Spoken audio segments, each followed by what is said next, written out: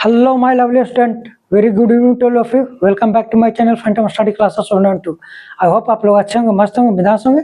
आप लोग की बेहतर पढ़ाई लिखाई चल रही है।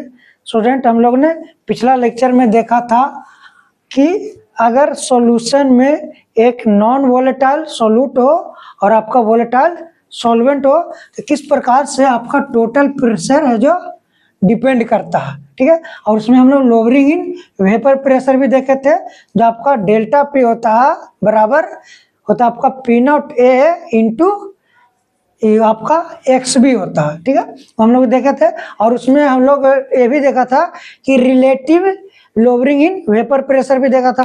तो लोअरिंग इन वेपर प्रेशर और relative lowering in vapour pressure दोनों में आपका अंतर हो जाता है, समझे। जो आपका लोअरिंग इन वेपर प्रेशर है ये आपका सोल्यूट के पार्टिकल्स के ऊपर डिपेंड करता है सिर्फ, लेकिन जो आपका relative lowering in vapour pressure है वो आपका सोल्यूट और आपका सोलवेंट दोनों के पार्टिकल्स पर निर्भर करता है। क्लियर है, वहां तक हम लोग देखे थे। तो चलिए, जो आपका अगला टॉपिक है हेनरीज लॉ है। ये आपका इंपॉर्टेंट टॉपिक है, बहुत ही इंपॉर्टेंट कर सकते हैं हम लोग। ये आपका इससे आपका क्वेश्चन पूछा जाता है हर साल। ठीक है, इस पे ध्यान दीजिए आप लोग। तो देखिए, हेनरीज लॉ समझने के लिए हम लोग समझते हैं कि अभी तो आपका गर्मी का मौसम है, तो लोग क्या करते हैं कि ठंडा वगैरह लोग पीते रहते हैं, कोल्ड ड्रिंक्स वगैरह। ठीक है, तो देखिए जो आपका कोल्ड ड्रिंक्स होता है उस कोल्ड ड्रिंक्स में क्या होते हैं कि शुगर और पानी आपका मिला हो। जैसे अगर स्प्राइट की अगर बात करें तो उसमें आपका शुगर और वाटर मिला हुआ था, और उसमें हम लोग गैस मिलाते हैं। जो भी आपका स्प्राइट होता है उसमें आपका गैस मिला हुआ रहता है, CO2 गैस मिला हुआ रहता है, समझे। वो जो CO2 गैस है उसी के वजह से ही आपका जो स्प्राइट है वो टेस्टी लगता है। अन्यथा अगर आपका जो स्प्राइट है वो ठंडा नहीं रहे, समझे, अगर गर्म हो जाएगा आपका स्प्राइट तो उसका टेस्ट उतना अच्छा नहीं लगेगा, सिर्फ आपका लगेगा रस जैसा लगेगा, चीनी और पानी का रस जैसा। ठीक है, तो देखिए ये आपका लिक्विड हो गया, ये आपका लिक्विड है और इसमें आपको गैस मिला दिया गया, समझे। और हमेशा क्या है, हेनरीज लॉ अगर हम समझना तो जो गैस होता है ये आपका सोल्यूट होता है। आपका गैस होगा जो सोल्यूट होगा, और जो आपका लिक्विड होगा ये आपका सोलवेंट होगा। ठीक है, तो ये जो आपका लिक्विड है इस लिक्विड में हम लोग गैस मिलाते हैं। ठीक है, अब गैस मिलाने के बाद इसके ऊपर प्रेशर एग्जर्ट किया जाता है, प्रेशर एग्जर्ट किया जाता है। ठीक है, और जैसे ही प्रेशर एग्जर्ट किया जाता है इसका जो सोलबिलिटी है, कहने मतलब गैस है जो लिक्विड के साथ तेजी से घुलता है, मिलता है, समझे। जैसे प्रेशर हम लोग बढ़ाते हैं ये आपका लिक्विड हो गया। ठीक है, तो लिक्विड में हम लोग गैस को मिलाना है, तो लिक्विड में गैस को मिलाने के लिए हम लोग प्रेशर एग्जर्ट करते हैं, प्रेशर लगाते हैं। तो जैसे ही प्रेशर लगता है तो गैस है जो आपका लिक्विड में मिलने लगता है, समझते। वही जो आपका स्प्राइट होता है उसमें हम लोग रस डाल देते हैं, करने के लिए जो आपका जो सॉल्यूशन हो गया वो आपका उसमें शुगर एंड वाटर हो गया, और वाटर के साथ वो जो शुगर एंड वाटर का जो आपका सॉल्यूशन बना उसमें हम लोग ऊपर से गैस मिलाते हैं, और वो जो गैस होता है जिसमें हम लोग मिलाते हैं वो आपका CO2 गैस होता है। उसी की वजह से आपका जो स्प्राइट है वो टेस्टी लगता है। ठीक है, अब CO2 गैस मिलाने के बाद उसमें हम लोग प्रेशर एग्जर्ट करते हैं। प्रेशर एग्जर्ट करने के लिए क्या करते हैं हम लोग कि उसको टाइट कर देते हैं, जो भी स्प्राइट का जो बोतल होता है उसको टाइट कर देते हैं ढक्कन से, और टाइट करके उसको हम लोग फ्रिज में डाल देते हैं। और जैसे फ्रिज में डालते हैं तब उसमें आपका प्रेशर एग्जर्ट होने लगता है, कहने मतलब टेम्परेचर बाहर होने लगता है, समझे। तो टेम्परेचर बाहर होने लगता है और प्रेशर बिल्डअप होने लगता है। तो उस प्रेशर के वजह से जो आपका गैस है वो लिक्विड के साथ मिलने लगता है, समझे। तो यही आपका हेनरीज लॉ कहलाता है। आई होप आप लोग को बेहतर तरीके से समझ में आया होगा। चलिए तब हम लोग हेनरीज लॉ देखिए क्या होता है। जो सो इसको और भी देख सकते हैं। तो जो आपका प्रेशर होता है, प्रेशर डायरेक्टली प्रोपोर्शन कर सकते हैं कि सोलुबिलिटी ऑफ गैस, मतलब कि जितना आपका गैस सोलूबल होगा, ठीक है, उतना ज़्यादा उसका प्रेशर। मतलब जैसे हम लोग प्रेशर बढ़ावेंगे तो तो जो गैस पार्टिकल्स है वो लिक्विड के साथ उतना सोलूबल होगा। क्लियर है? तो प्रेशर डायरेक्टली प्रोपोर्शन आपका होता है सोलबिलिटी ऑफ गैस। या हम लोग कह सकते हैं कि जो आपका सोलबिलिटी है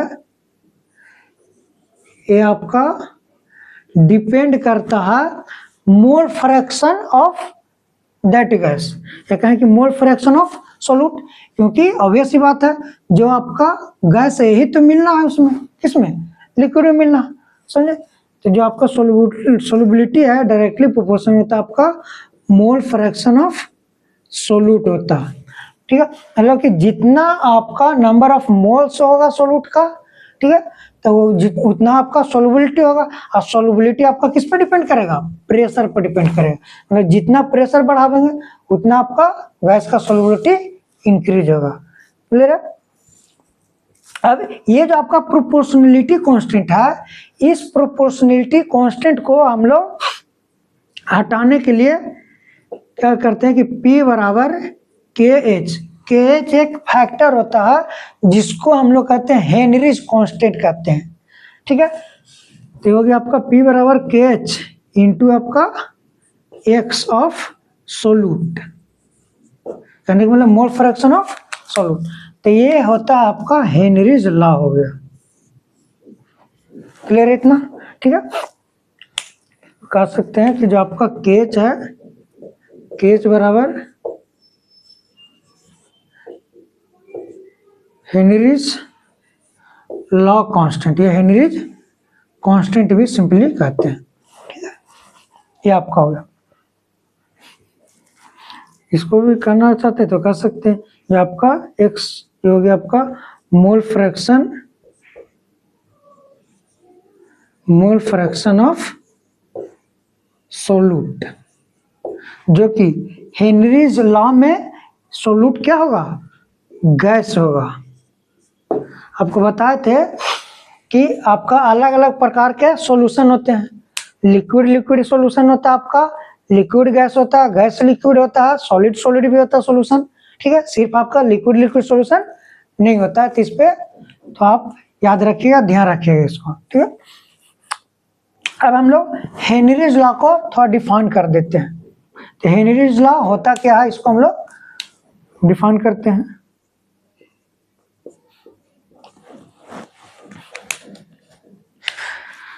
तो आपका Henry's law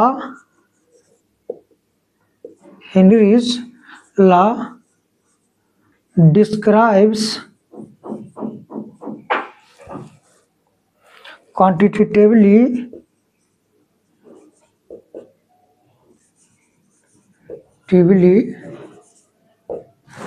Henry's law describes quantitatively the effect of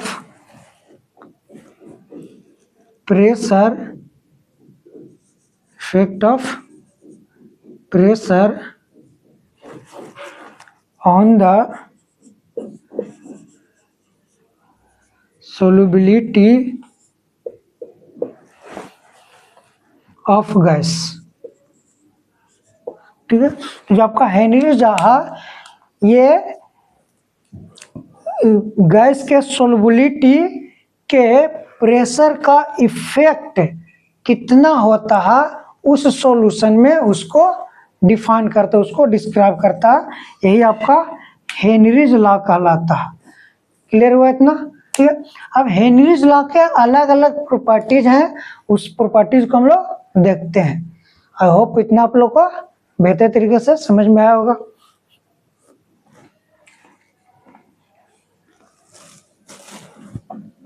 चलिए, तो इसका स्क्रीनशॉट आप लोग ले सकते हैं।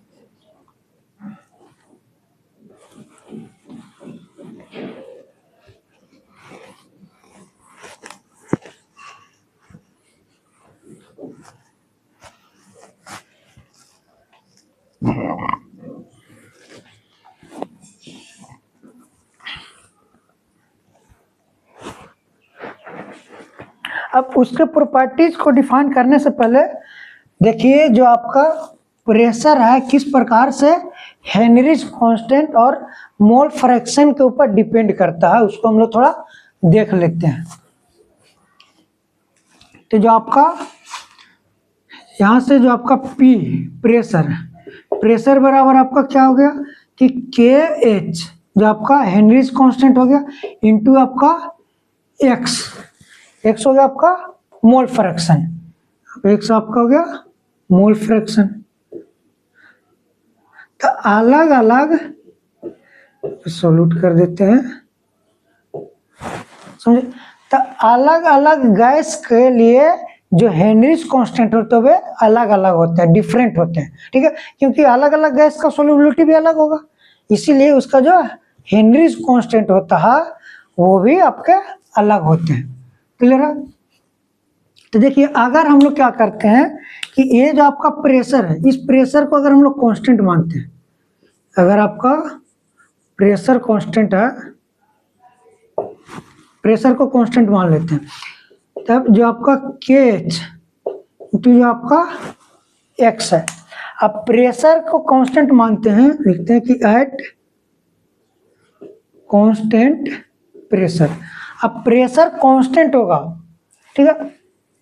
अब हम लोग जो KH है KH को बढ़ाते हैं, प्रेशर को कांस्टेंट रखते हैं और जो आपका हेनरीज कांस्टेंट है इसका वैल्यू बढ़ाते हैं।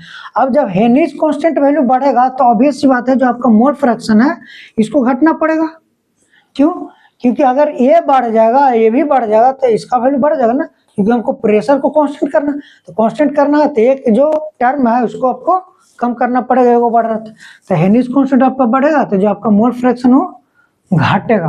अब मोल फ्रैक्शन घटेगा कहने का मतलब जो आपका सोल्युबिलिटी ऑफ गैस है वो भी घट जाएगा, क्योंकि जो आपका सोल्युबिलिटी ऑफ गैस है डायरेक्टली प्रोपोर्शन होता है मोल फ्रैक्शन के ऊपर, ठीक है। तो अगर आपका KH वैल्यू बढ़ेगा और X कहने का मतलब जो आपका मोल फ्रैक्शन घटेगा, इससे हम लोग कह सकते हैं कि जो आपका सोल्युबिलिटी होगा, सोल्युबिलिटी ऑफ गैस डिक्रीज हो जाएगा, कम जाएगा, समझे। तो अगर सोल्युबिलिटी घटे, सॉरी जो आपका मोल फ्रैक्शन घटेगा तो आपका जो सोल्युबिलिटी वो भी कम जाएगा, घट जाएगा, ठीक है। अगर हम लोग मोल फ्रैक्शन को बढ़ावेंगे तो जो आपका हेनरीज कांस्टेंट है वो आपका घटेगा, ठीक है। अगर मोल फ्रैक्शन बढ़ेगा हेनरीज कांस्टेंट घटेगा तो सोल्युबिलिटी जो बढ़ जाएगा, इसका रिवर्स हो जाएगा, ठीक है। क्योंकि जो आपका प्रेशर है हमेशा कांस्टेंट रहेगा, प्रेशर में ना बढ़ेगा ना घटेगा, हमेशा प्रेशर क्या रहेगा आपका कांस्टेंट रहेगा फॉर द हेनरीज लॉ के लिए, क्लियर। अगर हम लोग लेट सपोज KH वैल्यू कम करते हैं, अगर हेनरीज कांस्टेंट कम होगा तो जो आपका मोल फ्रैक्शन है सोल्यूट गैस का वो आपका बढ़ेगा, तो मोल फ्रैक्शन बढ़ेगा तो जो आपका सोल्युबिलिटी है, सोल्युबिलिटी ऑफ गैस वो आपका बढ़ जाएगा, ठीक है। तो सोल्युबिलिटी बढ़ेगा कहने का मतलब जो आपका गैस है वो लिक्विड में ज्यादा मिलेगा, ज्यादा घोल जाएगा, ठीक है। अब एक और आपका, एक तो ये हो गया टर्म, और दूसरा आपका क्या है कि आप लोग पढ़े होंगे रियल गैस में एक टर्म था वंडर वाल्स कांस्टेंट, जिसको हम लोग A से रिप्रेजेंट करते हैं, ठीक है। ये होता है आपका van der Waals constant, van der Waals constant होता है, ठीक है। अब वंडर वाल्स कांस्टेंट पर किस प्रकार से आपका जो सोल्युबिलिटी है वो आपका डिपेंड करता है, ठीक है। जो आपका वंडर वाल्स कांस्टेंट है ये अगर हम लोग बढ़ाते हैं, ठीक है, अगर आपका A का वैल्यू बढ़ता है करने का मतलब जो आपका गैस है वो गैस आपका इजीली लिक्विफाई हो जाता है, समझे। गैस है जो आपका इजीली क्या हो जाता है, लिक्विफाई कहने का मतलब ये हुआ कि जो गैस है आपका बहुत ही आराम से लिक्विड में मिल जाता है, समझे, घुल जाता है। तो अगर हम लोग ए के वैल्यू बढ़ावेंगे तो गैस होगा जो आपका लिक्विफाई इजीली, आपका गैस इजीली लिक्विफाई हो जाएगा। अब इजीली लिक्विफाई हो जाएगा कहने का मतलब जो गैस मिल गया सॉल्वेंट के साथ, लिक्विड के साथ, तो जैसे ही आपका जल्दी मिल जाता है तो उसका कहने का मतलब कि सोल्युबिलिटी बढ़ गया। मतलब गैस जितना जल्दी लिक्विड के साथ मिलेगा इसका मतलब ये हुआ कि जो उसका सोल्युबिलिटी है वो बढ़ गया, मतलब बहुत जल्दी वो सोल्यूबल हो गया, घुल गया, मिल गया। ठीक है, तो जो आपका सोल्युबिलिटी होगा, solubility of gas should be increase, जो सोल्युबिलिटी होगा गैस का वो बढ़ जाएगा। ठीक है, अगर हम लोग ए के वैल्यू घटावेंगे तो अगर ए के वैल्यू घटेगा तो जो आपका गैस है वो इजीली लिक्विफाई नहीं होगा, लिक्विफाई नहीं होगा तो जो सोल्युबिलिटी होगा गैस का वो घट जाएगा, कम जाएगा। ठीक है, आपका जो सोल्युबिलिटी है, सोल्युबिलिटी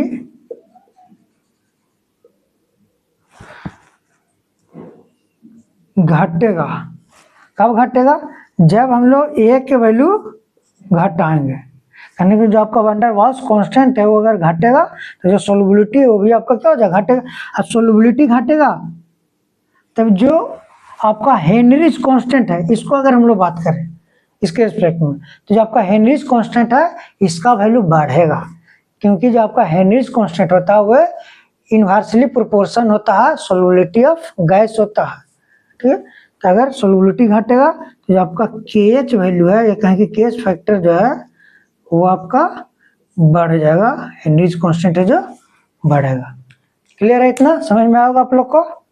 ठीक है, चलिए तो इसका आप लोग सही स्क्रीनशॉट ले सकते हैं। हम लोग आगे बढ़ते हैं।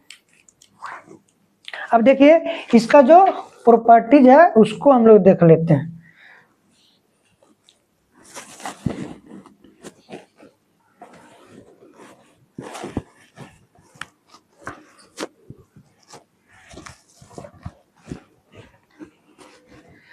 अगर जो बच्चे नए जुड़े हैं मेरे चैनल से कृपया करके सब्सक्राइब करें और ज़्यादा से ज़्यादा शेयर करें, ताकि आपका जो भी दोस्त यार हैं उनको भी बेहतर तरीके से समझ में आ सके। चलिए तो इसका हम लोग प्रॉपर्टीज देख लेते हैं।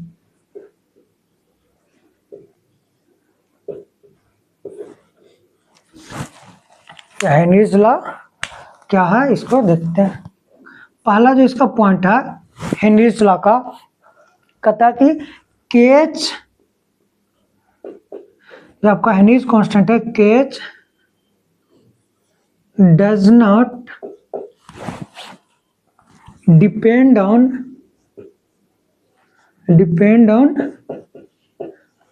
प्रेशर। जो आपका केएच वैल्यू है ये प्रेशर पर डिपेंड नहीं करता। क्यों? क्योंकि प्रेशर तो आपका कांस्टेंट रहता है, इस पर डिपेंड कर, जो आपका मोल फ्रैक्शन है सोल्यूट का या गैस का उसके ऊपर डिपेंड करता है। ठीक है, ये कहें कि इट डिपेंड्स ऑन टेम्परेचर,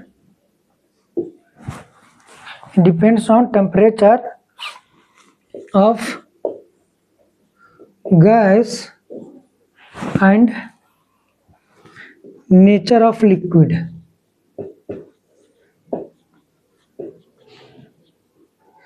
जो आपका हेनरीज कांस्टेंट है ये प्रेशर पर डिपेंड नहीं करता, क्योंकि प्रेशर आपका कांस्टेंट होता है। प्रेशर आपका क्या होता है? कांस्टेंट।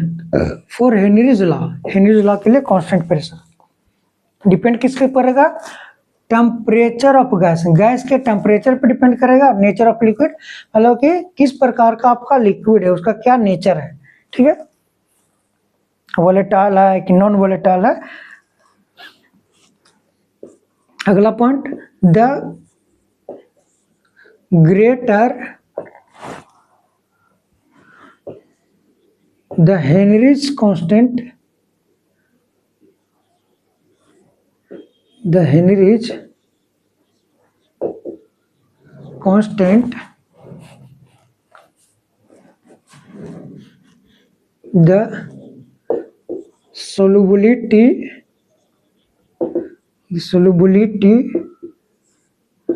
of gas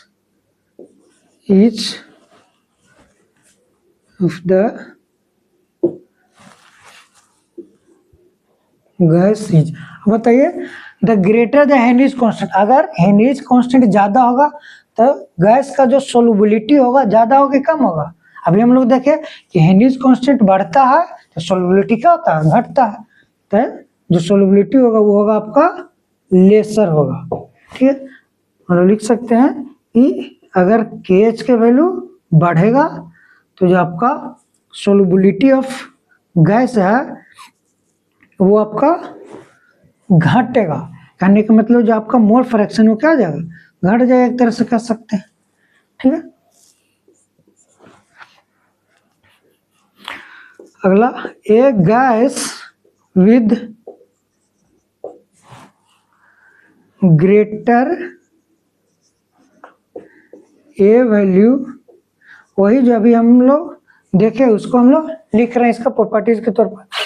वैल्यू ये आपका क्या वैन डर वाल्स कांस्टेंट है, van der Waals constant.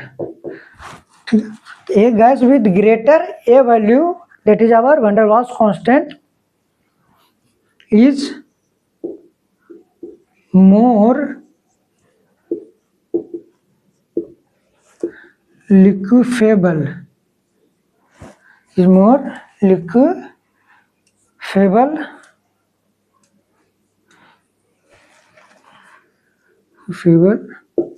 and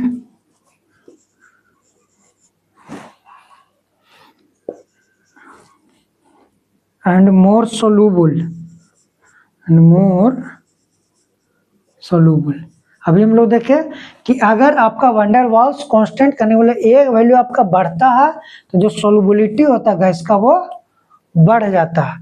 solubility बढ़ेगा तो जो आपका हेनरीज कांस्टेंट वो क्या हो जाएगा, घट जाएगा। ठीक है, and more soluble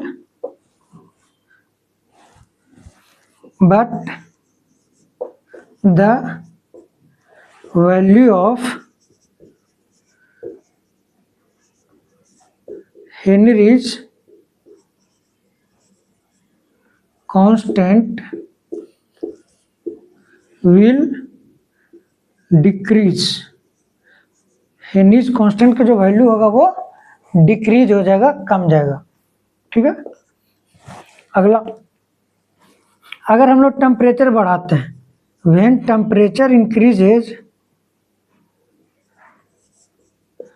when temperature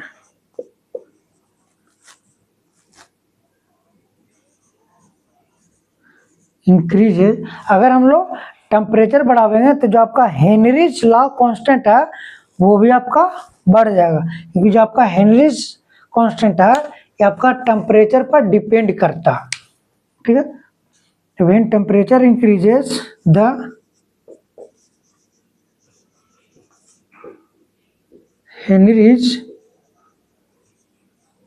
constant will increase। ठीक है, जब टेम्परेचर हम लोग बढ़ाएंगे तो जो हेनरीज कांस्टेंट है उसका वैल्यू बढ़ जाएगा। ठीक है, तो यही इसका प्रॉपर्टीज है आपका हेनरीज कांस्टेंट का। ठीक है, इसका आप लोग स्क्रीनशॉट ले सकते हैं।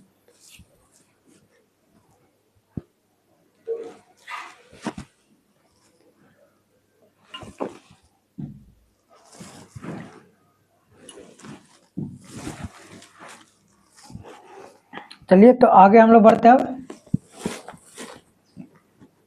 अगला जो आपका टॉपिक है, और ये जो आपका हेनरीज लॉ के सब जो प्रॉपर्टीज हुआ इससे रिलेटेड आपका एमसीक्यू पूछा जाता है बोर्ड में भी, एज वेल एज मेंस और नीट में पूछा जाता है। ठीक है, इस पे ध्यान दीजिएगा आप लोग। यही रहता है कि अगर वैन डर वाल्स कांस्टेंट बढ़ता है तो जो सोलबिलिटी है वो बढ़ेगा कि घटेगा, आपका सोलबिलिटी बढ़ता है। तो इस प्रकार से आपका क्वेश्चन रहता है। तो पूछा जाता है कि जो टेम्परेचर होता है इस पे सोल्युबिलिटी डिपेंड करता है कि नहीं। तो जो आपका टेम्परेचर है उसके ऊपर डिपेंड करता है, लेकिन जो अगर कहे की बात तो प्रेशर है, प्रेशर पर आपका डिपेंड नहीं करता है। जो आपका हेनरीज कांस्टेंट है, हेनरीज कांस्टेंट किस पर डिपेंड करता है? टेम्परेचर के ऊपर डिपेंड करता है। चलिए, तो अगला जो टॉपिक आपका आइडियल सॉल्यूशन है। आइडियल सॉल्यूशन,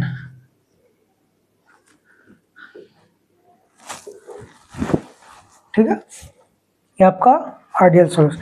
अब आइडियल सॉल्यूशन क्या होता है कि जो आपका आइडियल सॉल्यूशन है ये रॉल्स लॉ को फॉलो करता है, ओबेज करता है, वही आपका आइडियल सॉल्यूशन कहलाता है। ऐसे अगर हम लोग बात करें तो कोई भी सॉल्यूशन आपका आइडियल नहीं होता, ठीक है, कोई भी आपका सॉल्यूशन आइडियल नहीं होता।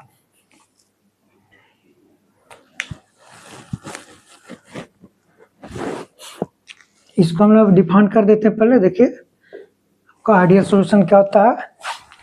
इस solution that obeys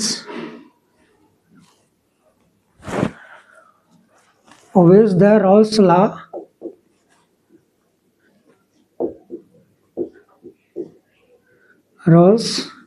law at any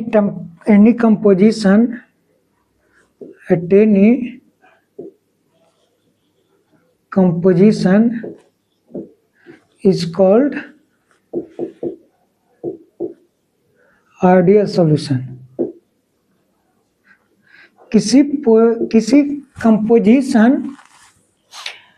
किसी कंपोजिशन पर रॉल्स लॉ को ओबे करता है कोई भी सॉल्यूशन, वही आपका आइडियल सॉल्यूशन कहलाता है, ठीक है। देखिए आइडियल सॉल्यूशन की अगर हम लोग बात करें तो ये जो आपका आइडियल सॉल्यूशन है ये इसका मतलब कह सकते हैं कि no real solution is ideal. कोई भी रियल सॉल्यूशन आपका आइडियल नहीं होता। No real solution is ideal, clear है। A real solution at very high dilution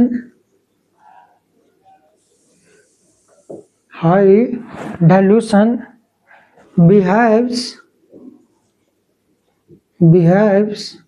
ideally। मतलब कि बहुत ज़्यादा डाइल्यूट करने पर जो आपका रियल सॉल्यूशन है वही आइडियल सॉल्यूशन कहलाता है, ठीक है। यानी कि मतलब कोई आपका सॉल्यूशन उसमें सोल्यूट और सॉल्वेंट की अगर हम लोग रेशियो की बात करें तो जो सॉल्वेंट का जो मात्रा या कंपोजिशन कहें वो आपका 90 to 98% होना चाहिए। तो कहें कि 99% होना चाहिए, जिसमें आपका 1% मात्र सोल्यूट होना चाहिए। तो उस प्रकार के जो आपका सॉल्यूशन होते हैं उसको हम लोग आइडियल सॉल्यूशन कहते हैं, ठीक है, क्लियर है। कहने का मतलब कि स्टार्टिंग में आपका 40 और 60 का रेशियो था सोल्यूट और सॉल्वेंट का, और इसमें हम लोग लेट सपोज 1 लीटर या तो 2 लीटर सॉल्वेंट और डाल दिए, समझे। तब ये जो सोल्यूट है इस सोल्यूट के कंपैरिजन में जो आपका सॉल्वेंट है इसकी मात्रा ज़्यादा हो गया, करने वाले उसमें ज़्यादा पानी मिला दिए, वाटर ज़्यादा डाल दी, तो वही आपका हाई डाइल्यूशन। मतलब अगर सॉल्वेंट की मात्रा बहुत ज़्यादा कर दिया जाए कोई भी सॉल्यूशन में, तब वो जो रियल सॉल्यूशन है वो कैसा बिहेव करने लगेगा, आइडियल सॉल्यूशन बिहेव करने लगेगा। तो यही आपका आइडियल सॉल्यूशन होता है, क्लियर है इतना। अब देखिए इसका ग्राफ आपका पूछा जाता है, तो ध्यान दीजिए ग्राफ, इसको समझते हैं हम लोग। देखिए ग्राफ समझते हैं, क्योंकि जो आपका आइडियल सॉल्यूशन है किसको ओबे करता है, रॉल्स लॉ को ओबे करता है।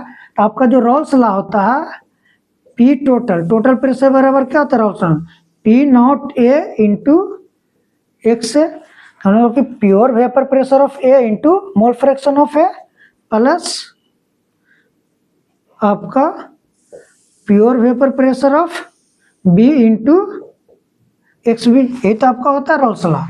ठीक है, ये आपका हो गया। अब इसका ग्राफ अगर आपको प्लॉट करना है तो देखिए यहाँ पर लेट्स सपोज यहाँ पर आपका सिर्फ और सिर्फ ए कंपोनेंट है, ये हम लोग माने थे सॉल्वेंट का माने थे, तो ये सिर्फ रहेगा, कहने का मतलब इसका वैल्यू कितना होगा 1 होगा। और यहाँ पर अगर हम लोग बात करें मोल फ्रैक्शन ऑफ ए के, तो यहाँ पर 0 होगा, क्योंकि टोटल आपका यहाँ पर मिल रहा है, यहाँ पर आपका क्या हो गया, ये 0 हो गया। इधर से इधर हम लोग देख रहे हैं तो इधर आपको सिर्फ मिल रहा है एक्स मिल रहा है। ठीक है, अब इधर हम लोग देखते हैं कि एक्स बी इधर क्या हो जाएगा, इधर साइड में 0 हो जाएगा, आपको एक्स बी इधर मिलेगा, फिर इधर हो गया एक्स बी बराबर 1 हो गया आपका। ठीक है, अब इधर आपका मिलेगा एक्स बी, इधर आपका एक्स बी नहीं मिलेगा, क्योंकि एक्स बी आपका क्या हो रहा है 0 हो रहा है। ठीक है, एक्स बी आपका 0 हो रहा, कहने का मतलब ये हुआ कि अगर हम लोग ये ओके अगर 0 करते हैं, कहने का मतलब एक्स से अगर 0 होगा तो जो टोटल प्रेशर होगा किस पे डिपेंड करेगा, मोल फ्रैक्शन ऑफ बी पे डिपेंड करेगा। अगर आपका इसका वैल्यू 0 हो गया, मोल फ्रैक्शन ऑफ बी का 0 हो गया, तो किस पे डिपेंड करेगा, जो टोटल प्रेशर वो आपका मोल फ्रैक्शन ऑफ ए पे डिपेंड करेगा। क्लियर है, तो देखिए इसका ग्राफ कैसा होता है, जो यहाँ से आपका इस प्रकार से जाएगा ऐसा, ठीक है, और यहाँ पे इस जगह पे, तो इस जगह पर हमको सिर्फ क्या मिल रहा है, एक्स बी मिल रहा है ना, यहाँ पर आपका एक्स बी मिल रहा है, यहाँ पर एक्स बी आपका 0 है, यहाँ पर एक्स बी आपका 1 मिल रहा है टोटल, तो यहाँ पर आपका हो रहा है पी नॉट बी हो रहा है, मतलब pure vapour pressure of B हमको मिल रहा है यहाँ पर। ठीक है, अब इधर से इधर अगर हम लोग ग्राफ देखें, ठीक है, तो आपका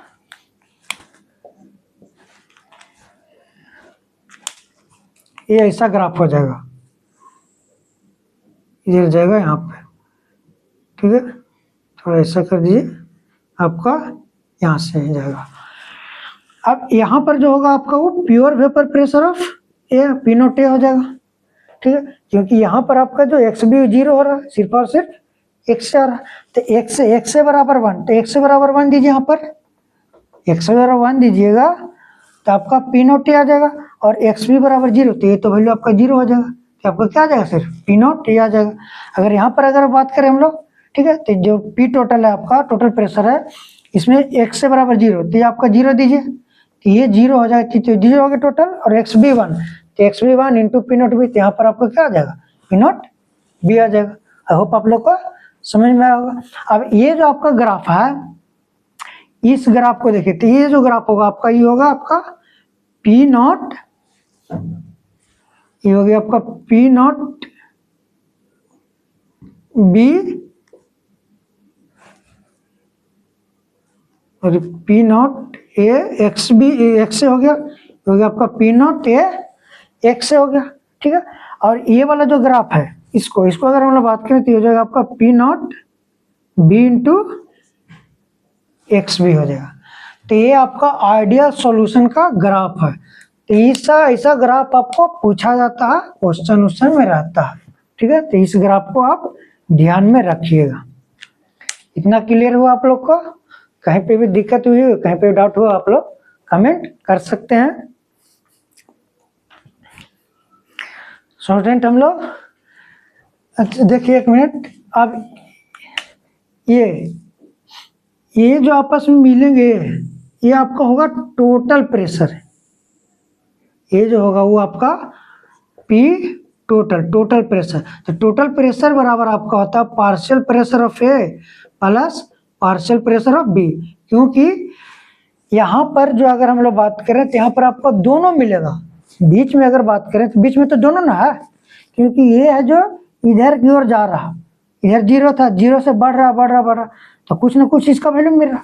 अब इधर 0 है तो 0 से इधर जा रहा है तो कुछ ना कुछ वैल्यू आपका मिल रहा जा करके 1 हो रहा मैक्सिमम। तो बीच में जो होगा ये आपका दोनों मिलेगा, इसलिए जो टोटल प्रेशर होगा बीच में PA plus PB, partial pressure of A plus partial pressure of B होगा।